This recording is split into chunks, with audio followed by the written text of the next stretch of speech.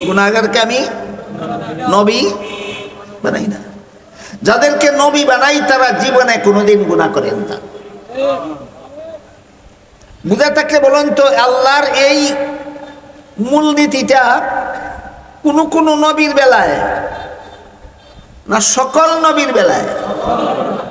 সমস্ত নবী রসুলগণের বেলায় আল্লাহর একটা মৌলিক সামগ্রিক মূলনীতির ঘোষণা দিয়ে বলেন, লা ইয়ানালু আহদিজ জালিমিন, কোন গুনাহগারকে আমি নবী বানাই না, আর যাদেরকে নবী বানাই তারা জীবনে কোনোদিন গুনাহ করে না। কোন নবীর বেলায় এটা ব্যতিক্রম একটা নিয়ম না সামগ্রিক মূলনীতি? সামগ্রিক মূলনীতি। কিন্তু আপনি যদি বিভিন্ন নবীর জীবনের বিভিন্ন ঘটনাকে মন গড়া ব্যাখ্যা করেন, মন গড়া ব্যাখ্যার দ্বারা বিভিন্ন নবীকে গুনাহগার সাব্যস্ত করা যায়। আমার কথা বুঝে থাকলে বলুন, বিশুদ্ধ ব্যাখ্যার দ্বারা কোন নবী গুনাহগার সাব্যস্ত হন না মন গড়া ব্যাখ্যার দ্বারা? মন গড়া ব্যাখ্যার। যেমন হযরত আদম আলাইহিস সালামকে আল্লাহ জান্নাতে দিয়ে বলেছিলেন সব গাছের ফলমূল খাওয়ার অনুমতি আছে আপনার, কিন্তু একটি গাছ চিহ্নিত করে দিয়ে বলেন এই গাছের ফল খাবেন, দূরের কথা এর ধারে কাছেও যাবেন না। ঘটনাটা কি আজকে নতুন শুনলেন না জীবনে আরো শুনেছেন? কোরআনের বহু আয়াতে এই ঘটনার বিবরণ আছে, রাসূলের বহু হাদিসে এই ঘটনার বিবরণ আছে, কিন্তু শেষ পর্যন্ত ইবলিসের ধোঁকায় পড়ে আদম জান্নাতে নিষিদ্ধ গাছের ফল খেয়েছিলেন। এই কথাটাও আজকে নতুন শুনলেন না আরো শুনেছেন? আল্লাহ নিষেধ করেছেন, কিন্তু ইবলিসের ধোঁকায় পড়ে আদম জান্নাতে নিষিদ্ধ গাছের ফল খেয়েছিলেন। এই পরিমাণ ঘটনা কোরআনেও আছে, ঘটনার বিবরণ হাদিসেও আছে। ঘটনাটাকে যদি আপনি মন গড়া ভাবে ব্যাখ্যা করেন, তাহলে ব্যাখ্যাটা এভাবে করতে পারেন যে আল্লাহর আদেশ নিষেধ লঙ্ঘন করলেই গুনাহ হয়, আর আদম তো লঙ্ঘন করলেনই, সুতরাং আদম বেগুনাহ রইলেন না, আদম গুনাহগার হয়ে গেলেন। এইভাবে ব্যাখ্যা করলে করতে পারেন। আমি একটু সময়ের জন্য আপনার মন গড়া ব্যাখ্যাটা গ্রহণ করে নিলাম। আল্লাহর আদেশ নিষেধ লঙ্ঘন করলেই গুনাহ হয়, আর আদম প্রথম নবী, প্রথম মানুষ, তিনি তো আল্লাহর একটা নিষেধ লঙ্ঘন করলেনই, কাজে আল্লাহর নিষেধ লঙ্ঘন করে আদম গুনাহগার হয়ে গেলেন। এই আপনার মন গড়া ব্যাখ্যাটা আমি একটু সময়ের জন্য গ্রহণ করে নিলাম। এবার বলুন, এই ব্যাখ্যাটা গ্রহণ করলে আল্লাহর সামগ্রিক মূলনীতিটা বজায় থাকে না লঙ্ঘন হয়? পরিষ্কার হয়ে গেল তোমার ব্যাখ্যাটা মন গড়া। তোমার আদম নবীর ব্যাপারে এই ঘটনার যে ব্যাখ্যা তুমি করেছ, সেই ব্যাখ্যা আল্লাহর সামগ্রিক মূলনীতির পরিপন্থী, সুতরাং এই ব্যাখ্যা ভ্রান্ত ব্যাখ্যা। এই ব্যাখ্যা কেমন ব্যাখ্যা? যে ভ্রান্ত ব্যাখ্যা। অথবা কোরআনে অথবা হাদিসে কোন নবীর নামের সাথে যদি গুনাহ শব্দটা পাওয়া যায়, আর সেখানে যদি গুনাহ শব্দকে তার মূল অর্থেই আপনি ব্যবহার করেন, আবারও আপনার এই অর্থটা আল্লাহর সামগ্রিক মূলনীতির বিরুদ্ধে যায়। সুতরাং কোরআনের কোন শব্দের এমন অর্থ গ্রহণ করা মন গড়া যেটা আল্লাহর সামগ্রিক মূলনীতির পরিপন্থী হয়, কোন নবীর জীবনের কোন ঘটনাকে এমনভাবে ব্যাখ্যা করা যে ব্যাখ্যা আল্লাহর নির্ধারিত সামগ্রিক মূলনীতির বিরুদ্ধে যায়, এই অর্থও মন গড়া, এই ব্যাখ্যাও মন গড়া। তাহলে প্রশ্ন জাগে, তাহলে আদমের নিষিদ্ধ গাছের ফল খাওয়ার ঘটনার সহি ব্যাখ্যা কোনটা? যে ব্যাখ্যা করলে আদম গুনাহগার সাব্যস্ত হয় সেটা সহি ব্যাখ্যা না মন গড়া ব্যাখ্যা? মন গড়া ব্যাখ্যা। তাহলে আদমের নিষিদ্ধ গাছের ফল খাওয়ার সহি ব্যাখ্যা কোনটা? আহলে সুন্নাত ওয়াল জামাতের উলামায়ে কেরামের লিখিত সমস্ত তাফসীরের কিতাবে সহি ব্যাখ্যাটা লেখা আছে। আপনারা যেহেতু নাম দিয়েছেন আহলে সুন্নাত ওয়াল জামাত, কি নাম? আহলে সুন্নাত ওয়াল জামাত পরিষদ। এই জন্য আহলে সুন্নাত ওয়াল জামাত এই ব্যাপারে একটু পরিষ্কার একটু ধারণা আমাদের সকলের থাকা দরকার। আমরা যে 6টি কথা বিশ্বাস করে মুমিন মুসলমান বলে গণ্য হয়েছি আল্লাহর দৃষ্টিতে, এক হাদিসে উল্লেখ আছে, জিবরিল ফেরেশতা রাসূলকে জিজ্ঞাসা করেছিলেন, মাল ঈমান, ঈমান কাকে বলে? রাসূল জবাবে বলে দিয়েছেন 6টি কথা বিশ্বাস করার নাম ঈমান। আল্লাহ বিশ্বাস, ফেরেশতা বিশ্বাস, কোরআন বিশ্বাস, নবী রাসূল বিশ্বাস, তাকদীর বিশ্বাস, আখিরাত বিশ্বাস। মনে রাখতে হবে সবাই, সমস্ত মুসলমানদেরকে। জিবরিল প্রশ্ন করেছিলেন, সর্বশ্রেষ্ঠ ফেরেশতা জিবরিল সর্বশ্রেষ্ঠ নবী মুহাম্মদুর রাসূলুল্লাহ সাল্লাল্লাহু আলাইহি ওয়াসাল্লামকে প্রশ্ন করেছিলেন ঈমান কাকে বলে। নবীর জবাবে বলে দিয়েছেন 6টি কথা বিশ্বাস করার নাম ঈমান। 1 নম্বরে আল্লাহ বিশ্বাস, 2 নম্বরে ফেরেশতা বিশ্বাস, 3 নম্বরে কোরআন বিশ্বাস, 4 নম্বরে নবী রাসূল, 5 নম্বরে তাকদীর, 6 নম্বরে আখিরাত। এই 6 কথা যে কোনো যুগের, যে কোনো দেশের, যে কোনো মানুষ বিশ্বাস করবে, সেই ব্যক্তিটাই আল্লাহর কাছে মুমিন, মুসলমান বলে গণ্য হবে, ঈমানদার বলে গণ্য হবে। হাদিসের মর্ম বুঝে থাকলে বলুন তো, আপনারা যারা বসে বসে বর্ণনা শুনতেছেন, আপনারা কি ঈমানদার? সন্দেহ আছে? 6 কথা বিশ্বাস করেন না? তাহলে আপনি কি? কোনো সন্দেহ নাই। রাসূল বলেছেন এই 6 কথা যে বিশ্বাস করবে সেই ঈমানদার। আমি 6 কথা বিশ্বাস করি, কোনো সন্দেহ নাই আমি ঈমানদার, কোনো সন্দেহ নাই আমি ঈমানদার। ঈমানদারদেরকে মুমিনও বলা হয়, মুসলমানও বলা হয়। আরেক হাদিসে রাসূল করিম সাল্লাল্লাহু আলাইহি ওয়াসাল্লাম বলেছেন, আমার মুসলমান উম্মতেরা 73 দলে বিভক্ত হয়ে 72 দল মুসলমান জাহান্নামী হবে, 1 দল মুসলমান জান্নাতি হবে। প্রশ্ন জাগে, 72 দল জাহান্নামী মুসলমান কিভাবে হয়েছিল? কত কথা বিশ্বাস করে? 6 কথা। কত কথা? 6 কথা। 1 দল জান্নাতি মুসলমান, এরা মুসলমান কিভাবে হয়েছিল? সেই 6 কথা। 72 দল জাহান্নামী মুসলমান, এরাও ঈমানের 6 কথা বিশ্বাস করার কারণেই মুসলমান। 1 দল জান্নাতি মুসলমান, এরাও এই 6 কথা বিশ্বাস করার কারণেই মুসলমান।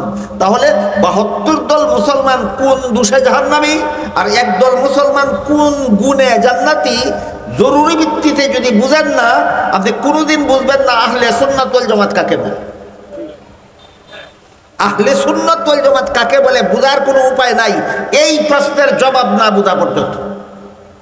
তাই আবার বলছি, হাদিস শরীফে যে রাসূল বলেছেন আমার 72 দল মুসলমান উম্মত জাহান্নামী হবে, এরা কত কথা বিশ্বাস করে মুসলমান হয়েছিল? আর 1 দল মুসলমান উম্মত জান্নাতি হবে, এরা কয় কথা বিশ্বাস করে মুসলমান হয়েছিল? তাহলে 72 দল জাহান্নামীরাও মুসলমান হয়েছিল 6 কথা বিশ্বাস করে। 1 দল উম্মত জান্নাতি হবে, তারাও 6 কথা বিশ্বাস করার কারণে। তাহলে 72 দল মুসলমানের দোষটা কি, যেই দোষে এরা জাহান্নামী হলো? আর 1 দল মুসলমানের গুণটা কি, যে গুণের কারণে এরা জান্নাতি হলো? এই প্রশ্নের জবাব না জানা পর্যন্ত জীবনে কোনোদিন আহলে সুন্নাত ওয়াল জামাত চিনতে পারবেন না।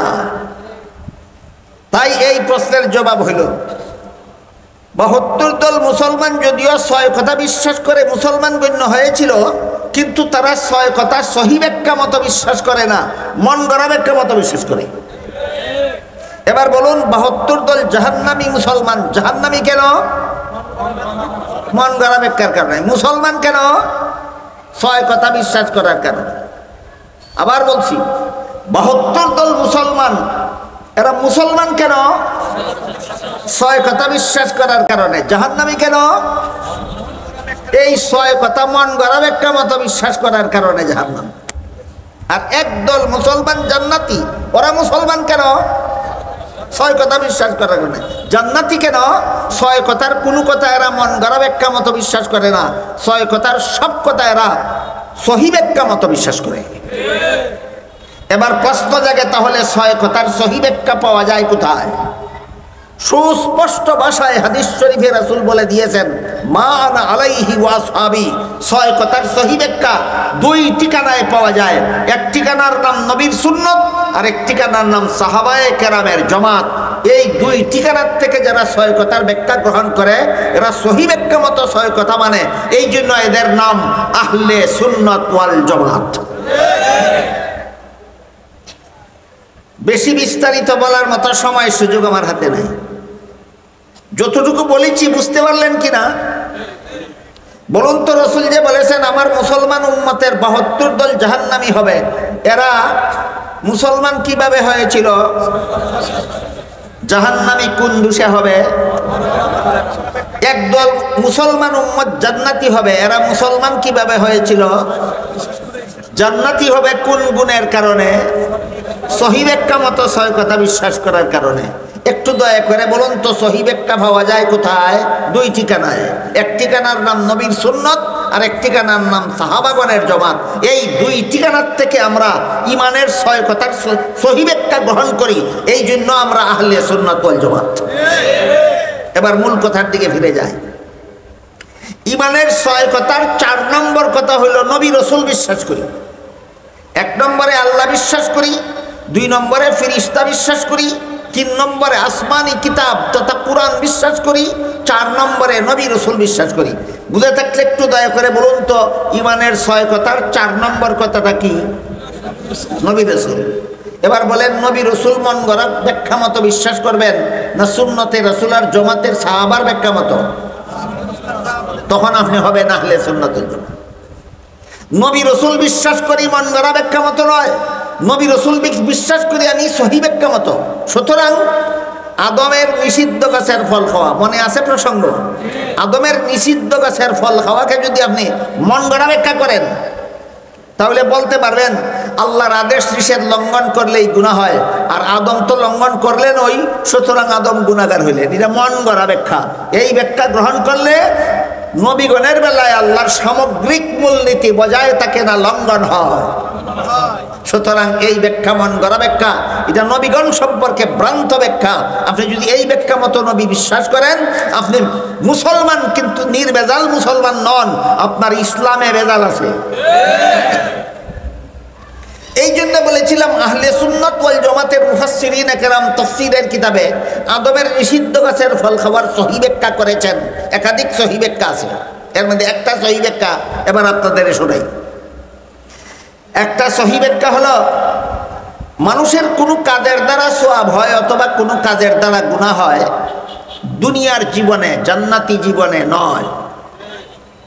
মানুষের কোনো কাজে সওয়াব হয়, কোনো কাজে গুনাহ হয় কোন জীবনে?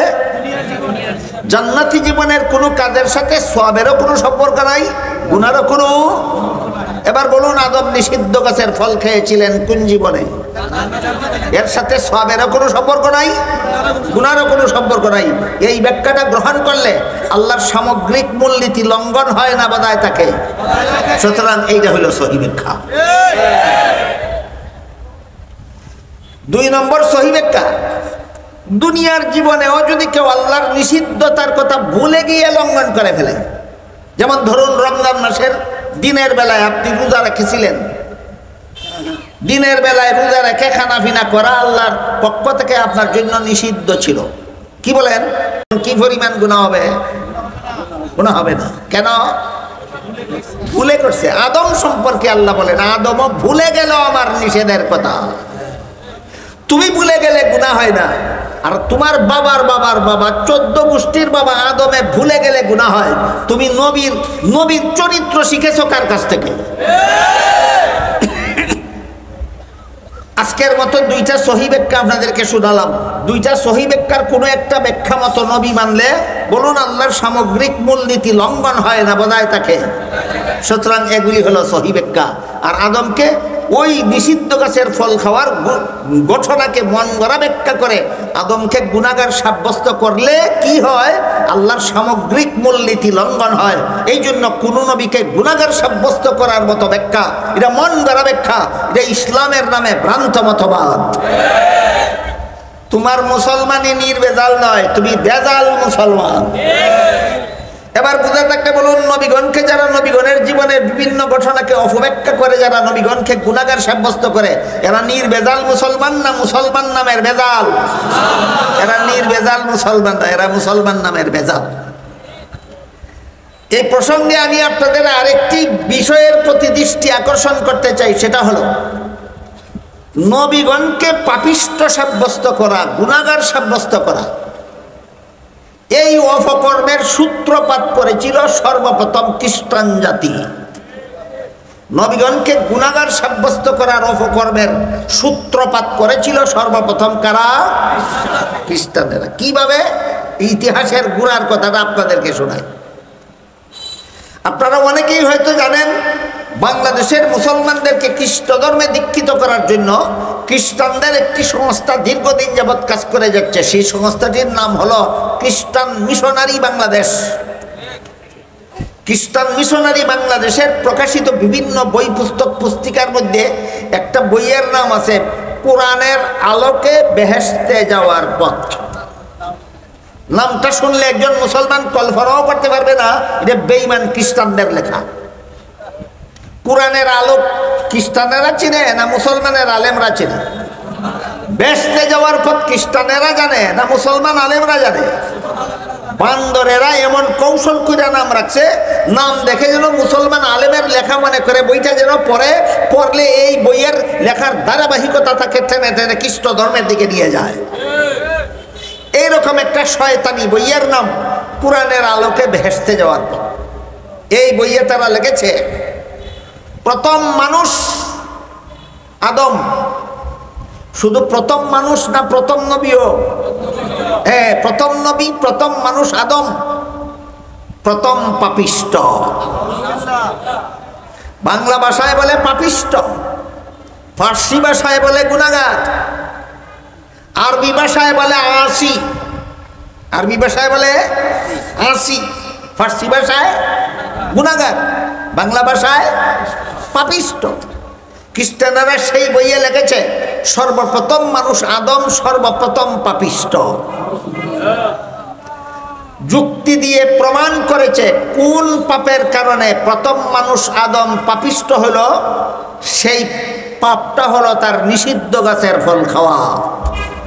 আমি আগেই বলেছি, নিষিদ্ধ গাছের ফল খাওয়াকে মন গড়া ব্যাখ্যা করলে আদমকে পাপিষ্ট সাব্যস্ত করা যায়, সহি ব্যাখ্যা করলে আদম পাপিষ্ট সাব্যস্ত হয় না। তাইলে যেই ঘটনাকে খ্রিস্টানেরা আদমকে প্রথম পাপিষ্ট সাব্যস্ত করার জন্য যেই ঘটনাকে দলিল হিসাবে পেশ করলো সেই বইয়ে, এই দলিল বিশুদ্ধ না ভ্রান্ত? এই ভ্রান্ত দলিলের দ্বারা খ্রিস্টানেরা লিখেছে প্রথম মানুষ আদম, প্রথম পাপিষ্ট। তার প্রথম দলিলেই ভুল।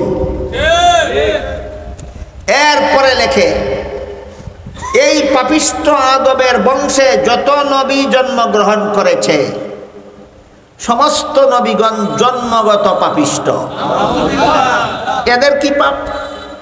পাপিষ্ট আদমের বংশে জন্ম হওয়াটাই এদের পাপ। নূহ নবী পাপিষ্ট আদমের বংশে জন্ম হওয়াটাই নূহ নবীর পাপ। পাপিষ্ট আদমের বংশে জন্ম হওয়াটাই ইব্রাহিম নবীর পাপ। পাপিষ্ট আদমের বংশে জন্ম হওয়াটাই জাকারিয়া নবীর পাপ। পাপিষ্ট আদমের বংশে জন্ম হওয়াটাই ইউসুফ নবীর পাপ। পাপিষ্ট আদমের বংশে জন্ম হওয়াটাই মুসা নবীর পাপ। কাজেই এই পাপিষ্ট আদমের বংশে যত নবী জন্মগ্রহণ করেছে সমস্ত নবী রাসূল জন্মগত পাপিষ্ট। আমি আপনাদের জিজ্ঞেস করি, বাপ যদি পাপিষ্ট হয় তাহলে তার ঘরে জন্মগ্রহণকারী শিশু বাচ্চাটাও কি জন্মগত পাপিষ্ট হয়? তাহলে এটা কোনো বিবেক সম্পন্ন মানুষের মতবাদ হতে পারে না গাঁজাখুরি মতবাদ? অনেক পণ্ডিতের মাথায় ধরে না খ্রিস্টানেরা কাফের কেন, এরা ধর্মের নামে গাঁজাখুরি মতবাদ পোষণ করে। এই পর্যন্তই কথা শেষ নয়।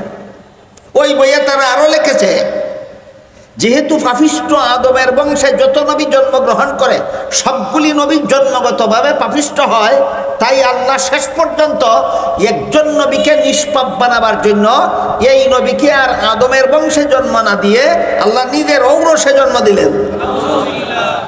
তিনি হলেন হযরত ঈসা আলাইহিস সালাম। তিনটা গাঁজাখুরি কথা শোনালাম খ্রিস্ট ধর্মের নামে।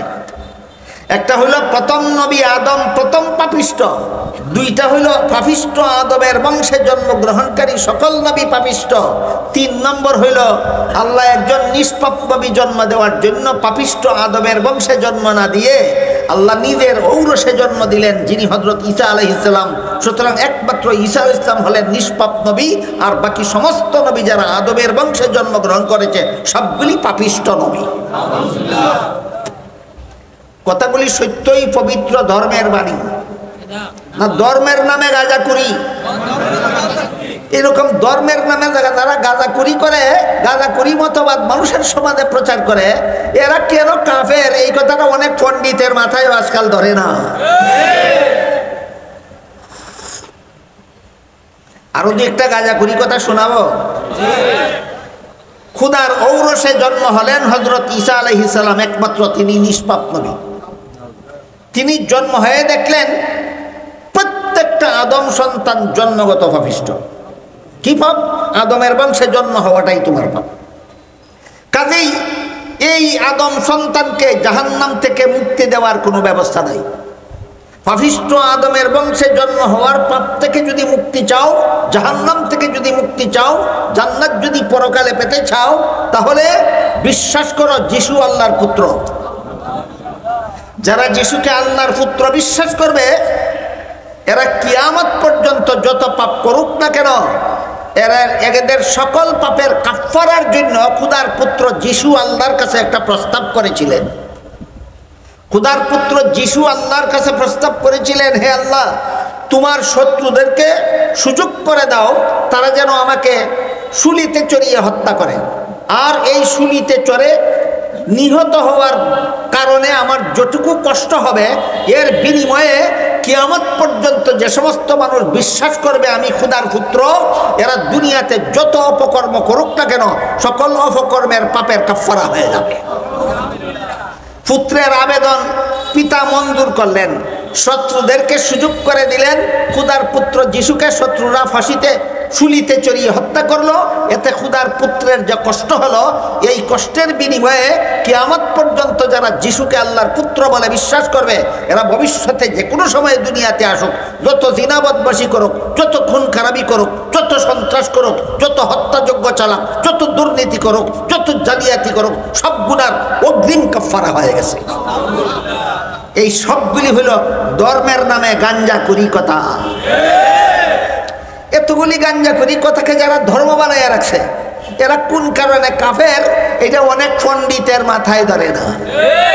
এই পণ্ডিতদের বোঝা দরকার ধর্ম কাকে বলে আর ধর্মের নামে গাঁজাখুরি কাকে বলে। কাহিনীটা বুঝে থাকলে এবার বলুন, নবীগণকে পাপিষ্ঠ সাব্যস্ত করার কুফরি মতবাদ ধর্মের নামে দুনিয়ার মানুষের সমাজে এই কুফরি মতবাদের সূত্রপাত করেছে কোন জাতি? খ্রিস্টান জাতি। সুতরাং নবীগণকে গুনাহগার বিশ্বাস করা মুসলমানি আকীদা বিশ্বাস নয়, খ্রিস্টানি মতবাদ।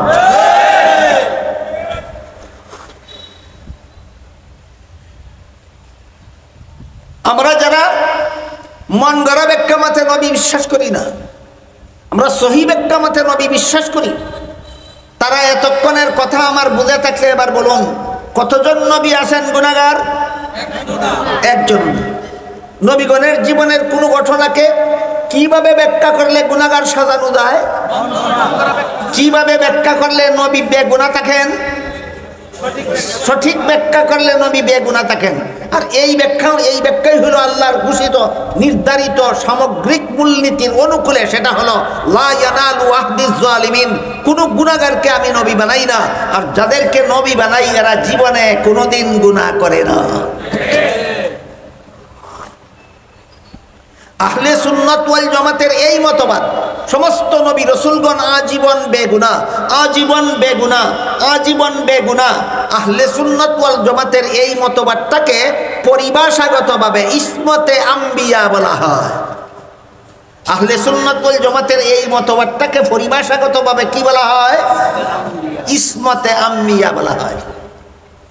আহলে সুন্নাত ওয়াল জামাতের আরেকটা বিশুদ্ধ মতবাদ আছে, সেই মতবাদটাকে পরিভাষাগতভাবে আদালতে সাহাবা বলা হয়। কি বলা হয়? আদালতে সাহাবা। বিষয়টা বোঝার জন্য আমরা আগে বোঝার চেষ্টা করি সাহাবা কাকে বলে আর আদালত কাকে বলে। যে সমস্ত মানুষ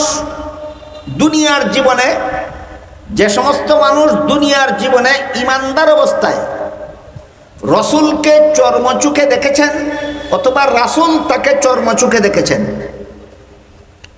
দুনিয়ার জীবনে ইমানদার অবস্থায় চর্মচুকে হয়তো তিনি রাসূলকে দেখেছেন অথবা রাসূল তাকে দেখেছেন, তাকে এক বচনে সাহাবী, বহু বচনে সাহাবা বলা হয়। বলেন তো হযরত আবু বকর সিদ্দিক রাদিয়াল্লাহু আনহু রাসূলকে দুনিয়ার জীবনে দেখেছেন কিনা? স্বপ্নে না চর্মচুকে?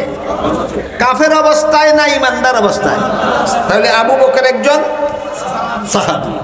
হযরত উমরও দুনিয়ার জীবনে ইমানদার অবস্থায় রাসূলকে চর্মচুকে দেখেছেন, উমর একজন সাহাবী। হযরত উসমানও দুনিয়ার জীবনে চর্মচুকে রাসূলকে দেখেছেন, সুতরাং উসমান একজন সাহাবী। হযরত আব্দুল্লাহ ইবনে উম্মে মাকতুম দুনিয়ার জীবনে ইমানদার অবস্থায় রাসূলের সান্নিধ্যে গিয়েছেন, কিন্তু তিনি অন্ধ ছিলেন, তিনি চর্মচুকে রাসূলকে দেখেননি, কিন্তু রাসূল তাকে দেখেছেন। এখন কি হইল? তাহলে আব্দুল্লাহ ইবনে উম্মে মাকতুম অন্ধ, ইমানদারটাও সাহাবী। তিনি রাসূলকে দেখার কারণে না রাসূল তাকে দেখার কারণে? সাহাবাদের ডেফিনেশনটা মনে মনে থাকবে। যেই ব্যক্তি ইমানদার অবস্থায় দুনিয়ার জীবনে চর্মচুকে হয়তো রাসূলকে দেখেছেন অথবা রাসূল তাকে দেখেছেন, তাকে এক বচনে সাহাবী, বহু বচনে সাহাবা বলা হয়। আহলে সুন্নাত ওয়াল জামাতের আকীদা মতে মুহাম্মদুর রাসূলুল্লাহর এই সমস্ত সাহাবাগণের সংখ্যা প্রায় 1.5 লক্ষ। মুহাম্মদুর রাসূলুল্লাহর 1.5 লক্ষ সাহাবায়ে কেরামের যে কোনো সাহাবীর মর্যাদা সারা দুনিয়ার সর্বযুগের সমস্ত ওলিয়া উলিয়াগণের চেয়ে শ্রেষ্ঠ। মুহাম্মদুর রাসূলুল্লাহর যে কোনো সাহাবীর মর্যাদা, যে কোনো একজন সাহাবীর মর্যাদা সারা দুনিয়ার সর্বযুগের সমস্ত ওলিয়া উলিয়াগণের মর্যাদা শ্রেষ্ঠ না সমস্ত ওলিয়া উলিয়াগণের চেয়ে রাসূলের যে কোনো সাহাবীর মর্যাদা শ্রেষ্ঠ? সাহাবায়ে কেরাম সম্পর্কে মুসলমানের বিশুদ্ধ মতবাদ, সাহাবায়ে কেরাম সম্পর্কে আহলে সুন্নাত ওয়াল জামাতের বিশুদ্ধ মতবাদ। এদের মর্যাদা আল্লাহর কাছে যে কোনো সাহাবীর মর্যাদা সারা দুনিয়ার সমস্ত ওলিয়া উলিয়াগণের চেয়ে শ্রেষ্ঠ। এই সাহাবাদের এই মর্যাদা, তারা যে শ্রেষ্ঠ, যে কারণে তাদের সমালোচনা করা হারাম। সাহাবায়ে কেরামের সমালোচনা করা হারাম। এমন তিরমিজি শরীফের বর্ণিত এক হাদিসে রাসূল করিম সাল্লাল্লাহু আলাইহি ওয়াসাল্লাম বলেন, ইযা রাআইতুমুল লাযিনা ইয়াসুব্বুনা আসহাবি ফাকুলু লানাতুল্লাহি আলা শাররিকুম। হে আমার উম্মত মুসলমানেরা, তোমরা যখন ওই সমস্ত লোকদের দেখতে পাবে যারা আমার সাহাবাদের সমালোচনা করে, তাদের বলে দিও আমার সাহাবা সমালোচকদের উপর আল্লাহর লানত। রাসূলের সাহাবা সমালোচকদের উপর আল্লাহর লানত। এই কারণে রাসূলের সাহাবাগণের সমালোচনা করা হারাম। এই কারণে রাসূলের সাহাবাদের সমালোচনা করা হারাম। সমালোচনা কাকে বলে? কেউ কোনো দোষের কাজ করলে সেই দোষটা বর্ণনা করাকেই সমালোচনা বলে। কেউ কোনো দোষের কাজ করলে সেই দোষটা অপরের কাছে বর্ণনা করাকেই সমালোচনা বলে। যারা সাহাবাদের সমালোচনা করে নিজেরা বেদাল মুসলমান বলে পরিচিত হয়েছে সমাজে, তারা এইখানে তাদের ভ্রান্ত মতবাদ প্রতিষ্ঠা করার জন্য প্রশ্ন করে থাকে যে রাসূলের সাহাবারা কি জীবনে কোনো দোষ করেননি? যদি করে থাকেন তাহলে তিনি করতে দোষ নাই, আমার বলতে দোষ হবে কেন? এইরকম একটা চাপাবাদি শুরু করে দেয়। সাহাবা সমালোচকরা মুসলমানদের বিশুদ্ধ মতবাদ থেকে ভ্রান্ত মতবাদের দিকে নিয়ে যাওয়ার জন্য এই চাপাবাদীমূলক বিতর্ক শুরু করে দেয় যে রাসূলের কোনো সাহাবী কি জীবনে কোনো দোষ করেননি, করে থাকলে আমি সেটা বললে সত্য কথা বললাম, আমার বলাটা হারাম হবে কেন? এদের এই প্রশ্নের জবাবটা বোঝাবার জন্য খুব সংক্ষেপে আমি একটি উদাহরণ দিচ্ছি, শুনুন। একবার রাসূল করিম সাল্লাল্লাহু আলাইহি ওয়াসাল্লামের দরবারে একটা পরামর্শ সভা বসেছিল। যেই সভার সভাপতি ছিলেন স্বয়ং মুহাম্মদুর রাসূলুল্লাহ সাল্লাল্লাহু আলাইহি ওয়াসাল্লাম, আর সবগুলি সদস্য ছিলেন সাহাবায়ে কেরাম। কি মনে করেন এই পরামর্শ সভাটার মূল্য কত? যেই সভার সভাপতি সমস্ত নবীগণের চেয়ে শ্রেষ্ঠ, আর যেই সভার সবগুলি সদস্য সমস্ত ওলিয়া উলিয়াগণের চেয়ে শ্রেষ্ঠ। বুঝতে পারলেন? যেই সভার সভাপতি কাদের চেয়ে শ্রেষ্ঠ? সমস্ত নবীগণের। যেই সভার সভাপতি কে? মুহাম্মদুর রাসূলুল্লাহ সাল্লাম যেই সবার সভাপতির মর্যাদা সমস্ত নবী রাসূলগণের চেয়ে শ্রেষ্ঠ, আর যেই সবার প্রত্যেকটা সদস্যের মর্যাদা সমস্ত ওলিয়া উলিয়াগণের চেয়ে শ্রেষ্ঠ। এমন একটা পরামর্শ সভায় সাহাবায়ে কেরামদেরকে নিয়ে আল্লাহর রাসূল বসেছিলেন। এমত অবস্থায় নিজেদের স্বাধীন মতামত ব্যক্ত করতে গিয়ে দুইজন সাহাবীর মধ্যে একটু পরস্পরে কথা কাটাকাটি হয়ে গেল। আর কথা কাটাকাটির এক পর্যায়ে তাদের গলার আওয়াজ চড়া হয়ে গেল, গলার আওয়াজ বড় হয়ে গেল। বলুন তো, কোনো একটা বিষয় নিয়ে দুইজনের মধ্যে যদি কথা কাটাকাটি হয়, তাহলে এক সময় নিজের অনিচ্ছাতেই গলার আওয়াজ বড় হয়ে যায় কিনা? এমন একটা ঘটনা ঘটল দুইজন সাহাবীর মধ্যে। এমত অবস্থায় তাদের রসুলের সামনে বসে যে কথা কাটাকাটি করে গলার আওয়াজ বড় হয়ে গেল, এটা কি একটা গুণ না দোষ? এই দোষটা করেছিল কতজন লোক? এরা কারা? রসুলের দুইজন সাহাবী। এরা কারা? রসুলের দুইজন সাহাবী। এই একটা দোষ এরা করেছিল, যে কারণে আল্লাহ পাক রব্বুল আলামিন সূরা হুজুরাতের 2 নম্বর আয়াত নাযিল করে বলেন, ইয়া আইয়ুহাল্লাযীনা আমানু লা তারফাউ আসওয়াতাকুম ফাওকা সাওতিন নাবী ওয়া লা তাজহারু লাহু বিল কওলি কাজাহরি বাযিকুম লিবাযিন আন তাহবাতা আমালুকুম ওয়া আনতুম লা তাশউরুন। আল্লাহ বলেন, হে ঈমানদারগণ, আমার নবীর সাক্ষাতে তোমরা উচ্চস্বরে কথা বলবা দূরের কথা, স্বাভাবিক আওয়াজে কথা বললেও যদি তোমার কণ্ঠস্বর যদি নবীর জন্য কষ্টদায়ক হয়, তাহলে নবীর সাথে এমন চরম বেয়াদবি হবে যে বেয়াদবির কারণে তোমার সারা জিন্দেগির সমস্ত বন্দেগী ধ্বংস হয়ে যাবে, অথচ তুমি তা টের পাবে না। এই কথাটা আল্লাহ বললেন দুইজন সাহাবীর একটা দোষের প্রতিবাদ করে। আল্লাহ এই কথাটা বললেন সূরা হুজুরাতের 2 নম্বর আয়াত। আয়াতটা নাযিল হওয়ার পর সমস্ত সাহাবায়ে কেরাম এমন ভাবে সংশোধন হলেন, এই ঘটনার পর থেকে কোনো সাহাবী রাসূলের দরবারে আসলে রাসূল কোনো কথা জিজ্ঞাসা করলে এত আস্তে জবাব দিতেন, অনেক সময় রাসূল বুঝতেই পারতেন না। ঘটনা বুঝে থাকলে বলুন তো, দুইজন সাহাবী রাসূলের দরবারে একটা দোষ করে ফেলেছিলেন, ইচ্ছায় না অনিচ্ছায়। আল্লাহ তাদেরকে সতর্ক করে দিয়েছিলেন কিনা? সতর্ক করে দেওয়ার পরে তারা সতর্ক হননি। 16 আনার মধ্যে 12 আনা, আপনারা বলেন 16 আনা, আমি বলি 17 আনা। কেন? কারণ রাসূল কোনো কথা জিজ্ঞাসা করলে এরপরে যদি এমন আস্তে কথা বলতেন যে রাসূল কোনো রকম বুঝতে পারতেন, তাহলে আমি বলতাম 16 আনা। এই ঘটনার পর থেকে রাসূলের কাছে কোনো সাহাবী আসলে কোনো কথা জিজ্ঞাসা করলে এত আস্তে জবাব দিতেন, অনেক সময় রাসূল বুঝতেই পারতেন না। 16 আনাই সংশোধন হয়েছিলেন, না 17 আনা? 17 আনা। তাদের সংশোধন হওয়ার উপর সন্তুষ্ট হয় আল্লাহ সূরা হুজুরাতের 3 নম্বর আয়াত নাযিল করে বলেন, ইন্নাল্লাযীনা ইয়াগুদ্দুনা আসওয়াতাহুম ইনদা রাসূলিল্লাহি উলাইকাল্লাযীনা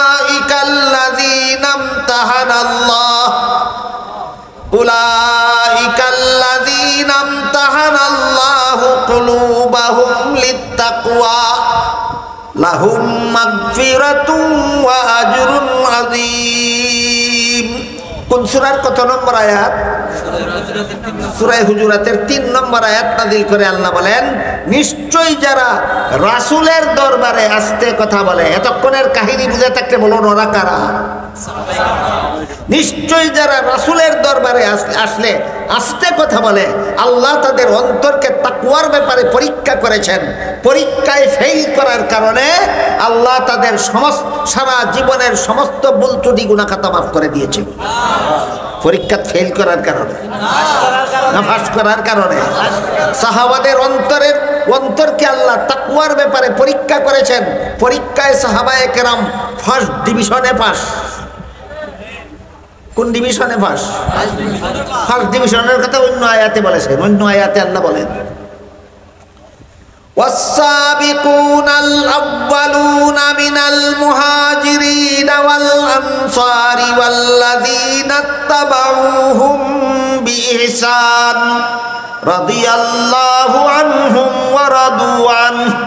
আনসার সাহাবায়ে কেরাম, মুহাজির সাহাবায়ে কেরাম যারা প্রতিযোগিতার মাধ্যমে রাসূলের নির্দেশ পালন করতেন, আর আনসার মুহাজির ছাড়া আরো যত সাহাবাগণ আছেন যারা নেক কাজে প্রতিযোগিতাকারী, আল্লাহ পাক রব্বুল আলামিন এদের তিন দলের উল্লেখ করে বলেন এরা আস-সাবিকুনাল আউয়ালুন, নেক কাজে প্রতিযোগিতাকারীদের মধ্যে এক নম্বর। আল আউয়ালুন, আউয়াল শব্দের বহু বচন। আউয়াল শব্দের বাংলা হলো প্রথম।